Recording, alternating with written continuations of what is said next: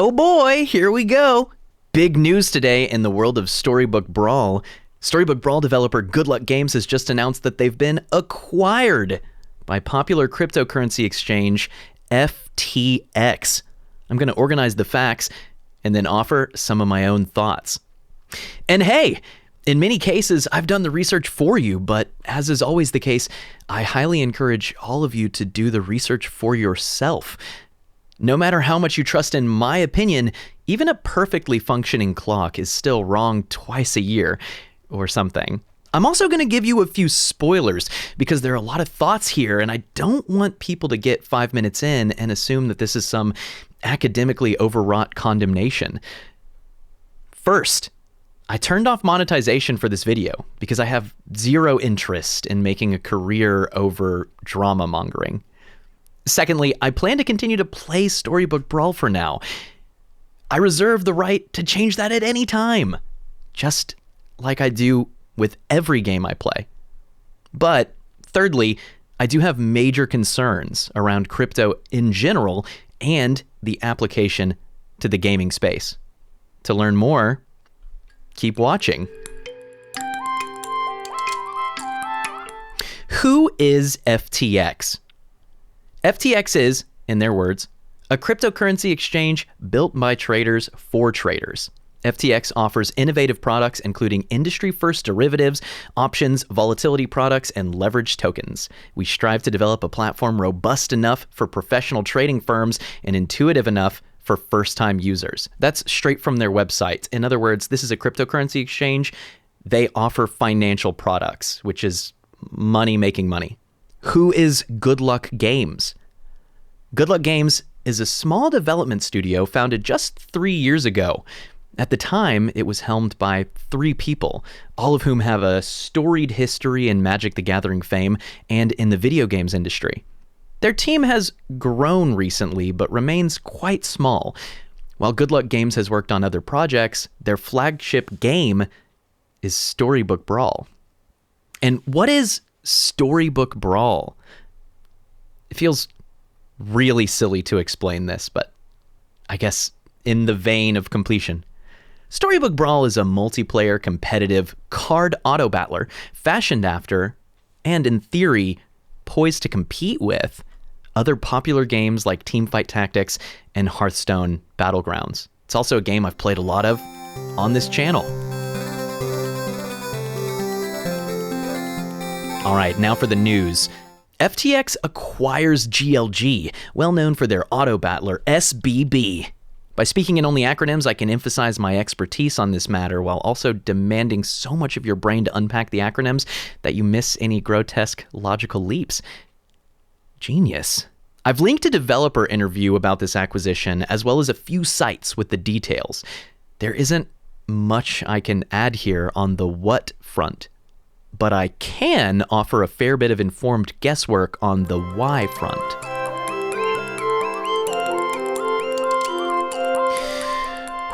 So much to unpack here. In other forums, I've said that Storybook Brawl was in a really risky game design space. The precedented method to keep card games and auto battlers fresh is new cards. Since Magic the Gathering pioneered the space in 1993, it's been all about new content. Part of this was mandated by the business needs. You can't maintain consistent revenue by printing one set of cards. And so they designed more cards to keep the game fresh and to keep the profits rolling. I feel like I really need to caveat here that this is not inherently evil. In some circles, I've started to see profits and evil gravitate closer and closer together. But I think this thin analysis misses a step. The evil kicks in when excesses of profit are sought and acquired through exploitative means. Running a successful business is not in and of itself wrong. And if your business is successful, I can have confidence that you will be able to continue making and improving your product over time, a product that I already like. As long as profit exists to serve the business, things are okay. It's when the business starts existing to serve profit that we have trouble. This ties back perfectly to Storybook Brawl and the storm I've long seen looming on the horizon. Storybook Brawl is a dangerous combination. It's multiplayer, real-time competitive, indie, and it's a card game. What does this mean? Multiplayer means that it needs an active player base to be enjoyable. Real-time competition means that player base needs to be fairly large and fairly active, or you start to run into all sorts of problems. Indie means, in this case, that it doesn't have a lot of money. And the fact that it's a card game means that there's precedent that it will require hefty design resourcing to stay fresh. You probably already see the problem. In the current market, it seems like a game like this basically must be free to play to bootstrap a substantial player base. But unless they engage in exploitative freemium tactics, free-to-play games can struggle with monetization. And this indie game started by a few people with limited capital is going to need a lot of money to afford the design resources required to stay fresh. To be honest, before Good Luck Games took their shot, I would have bluntly told anyone that this genre was completely inaccessible to indies. Full stop. Good Luck Games took their shot. Unsurprisingly, they've run into step 2, we need more money. And they found their answer in the recently prolific video game investor, FTX. So let's talk about crypto. In general, in a world of crypto proponents and condemnations, video gamers are increasingly taking the con side.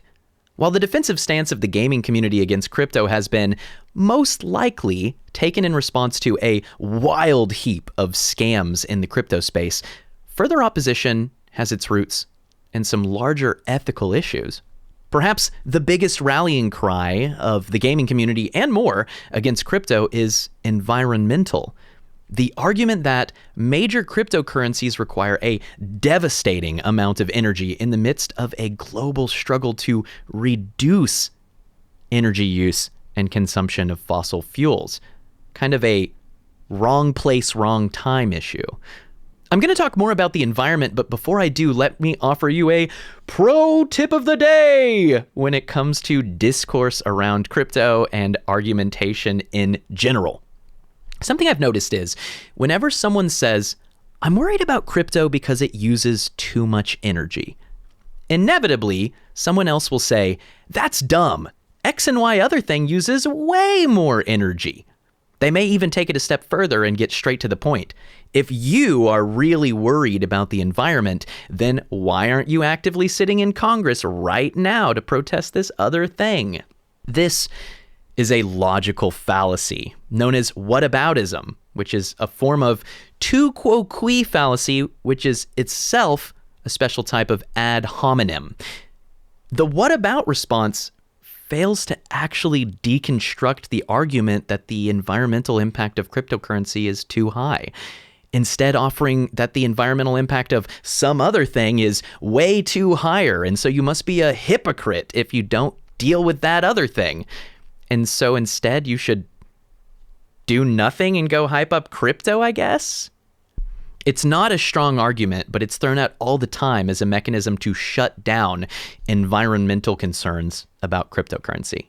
Getting back to it, so how bad is that environmental impact anyway? Let me anchor this back to Storybook Brawl, FTX, and the actual topic. The good news is, Good Luck Games have said that if they integrate with cryptocurrency at all, they plan to only support the use of Solana. When I first read this, I had flashbacks to working in tech, but this is Solana, a proof-of-stake, environmentally minded cryptocurrency, not Solano, a CI/CD platform. So, don't worry. Solana is kind of special in the crypto space. According to my research, a single Solana transaction requires on the order of 1.6 thousand joules. To put it into perspective, Solana provides a helpful comparison. According to Sony themselves, playing an average of 1 hour of a PlayStation 5 game takes about 700,000 joules, many hundreds of times greater than the amount required for a Solana transaction. In contrast, a single Bitcoin transaction takes on the order of 7 billion joules. When we measure the cost of Bitcoin, we compare it to the energy expenditure of whole countries. So it's a little different. Now, this all gets really complicated really fast. When we're calculating the cost of a transaction, is it just the computation of that one transaction? Or does it include some part of the cost to mint that crypto dollar to begin with? In proof-of-work currencies like Bitcoin, a ton of the environmental cost is due to the initial mining of the currency. But with Solana and other proof-of-stake currencies, the competitive advantage of compute farms is largely nullified. And to Ethereum's credit, one of the other most popular cryptocurrencies, they have somewhat recently redesigned ETH to a proof-of-stake model, reducing, by their measurement, the energy usage of a transaction by 99.95%, which might indicate that it was too much to begin with, and not that it's nothing now, right? But still, huge reduction. A single ETH exchange is still about 100 times more energetically expensive than a single Solana transaction, but it is a heck of a lot better than it was. But it's not just about how much energy, is it? No, it needs to get even more complicated because there aren't already a million complicated things we kind of need to be experts in 2022. Where is that energy coming from? If all the energy is being produced by solar farms, does that negate it? Maybe the carbon footprint is actually limited because many of the operations are using alternate energy sources? And even setting aside whether the energy is magicked into existence by the sun or built on the liquid bones of dinosaurs, what about the actual computers whose life purpose is to handle precious crypto bits? Just how much e-waste are we talking here? And sure, the environmental impacts are both large and complicated, but what about the social impacts? Fiat currencies are a requirement of the modern digital age. We have to store our value somewhere. Do we trust various forms of new age technology to safely store our worth? Do we trust countries to respect those stores and to responsibly make and navigate policy around them? And what about individual people? I actually know a fair few people for whom crypto has been the big break. They come from fairly poor families, and they've been able to get ahead financially by teaching themselves about crypto and exchanges and taking a risk on those emergent markets. For them, crypto is a life-changing advancement. I'm generally a proponent of tools that provide leverage for people to improve their lives and prospects. However, I also know that crypto has been one more financial playground in which the richest people and corporations, particularly in the finance industry, have been able to further enrich themselves, arguably at the cost of the planet and its other people. I once talked to a personal financial advisor who told me that they were legally forbidden from advising their clients on crypto. These kind of rules exist to give institutional investors more time to profit before retail investors muddy the water. You might think, wait, teak, maybe that rule exists to protect the clients from risky, untested investments. And I think that that's a really fair and pretty innocent assumption to make, except that the exact same advisor was allowed to invest heavily in crypto as part of ETFs that they managed for their clients. They just aren't allowed to talk about it. All this to say, I certainly don't think I'm qualified to lead the global discourse on implementation and regulation of cryptocurrency. But money is a people problem. And so people are kind of forced to engage with the discussion anyway. And so I'm confident in saying, this turkey ain't fully cooked yet, so put that sucker back in the oven and keep poking it with a thermometer until it's done. Look, I won't write off a future in which cryptocurrencies are a stock standard daily affair when exchanging for goods and services around the world, but there are clearly problems with the environmental impact and with policy that we need to sort out. And it's not perfectly clear to me what problems in practice these currencies are actually solving. The siren song of decentralized currencies in a modern age is appealing, but can we make any real guarantees that these currencies don't just become centrally owned and managed themselves? Except this time it's a rich dude we can't see instead of a bunch of rich dudes in a Capitol building. And so I watch as closely as I can and try to understand. But there are definitely things that I'm worried about on the crypto front. And I haven't even gotten to NFTs. Because it's not just cryptocurrency, but the services we're building on top of blockchain and exchanging with cryptocurrency. You know what? I'm not even going to go into it. At the risk of falling into the same logical fallacy I described earlier, I'm just not convinced that proving unique ownership of real estate and artwork was a big problem that we're solving with crypto. So far, this seems mostly like an engineered financial opportunity to me. And there have been so many scams in the space that it's hard to get the bitter taste out of my mouth. I'm sure there's something brilliant here that I'm missing, but presumably the thing I'm missing is non-fungible and I haven't found the owner yet.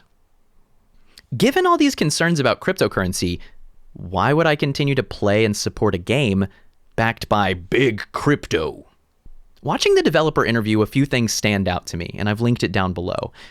It's made clear that Good Luck Games, 1, gets to continue as creative director for Storybook Brawl, and 2, has no contractual mandate to integrate cryptocurrency or blockchain products of any kind into the game.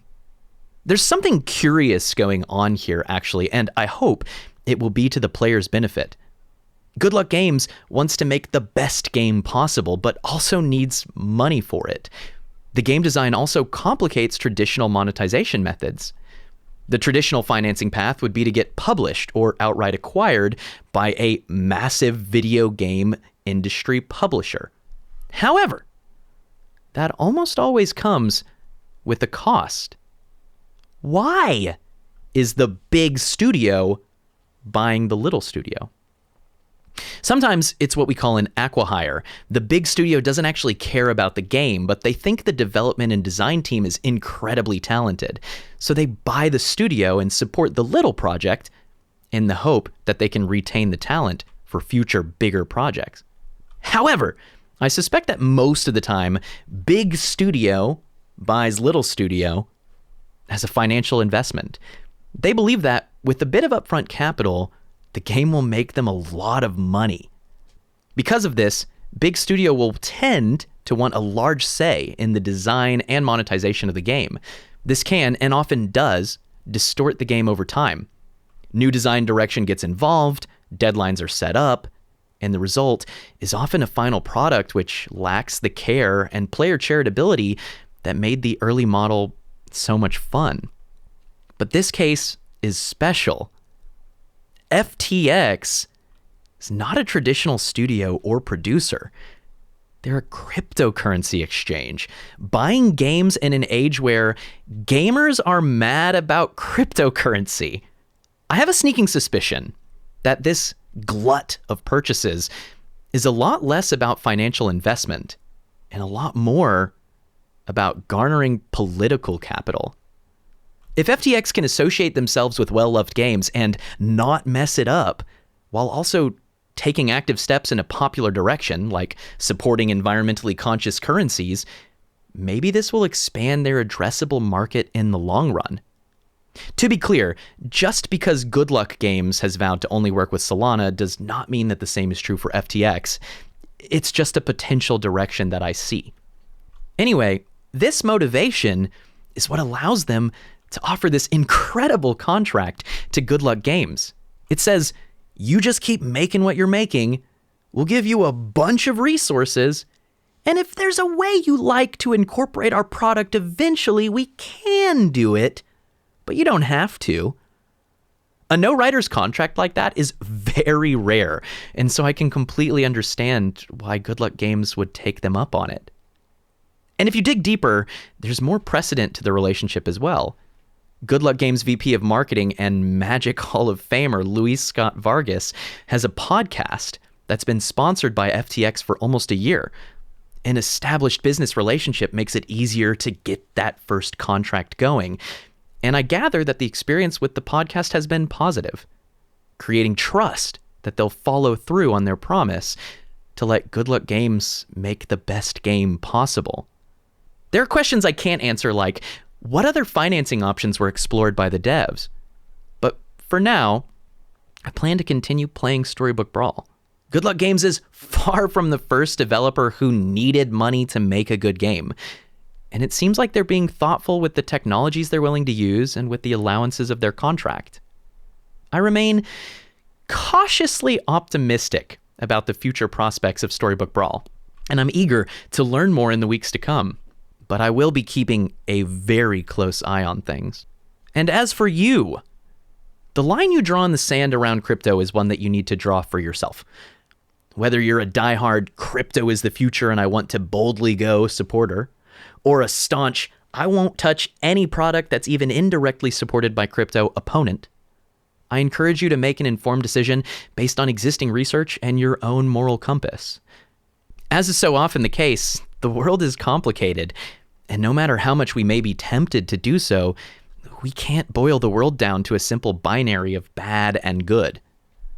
Just as only a Sith deals in absolutes, binaries are generally the realm of the intellectually lazy. So pick your brain up by its non-fungible bootstraps and take a mental walk.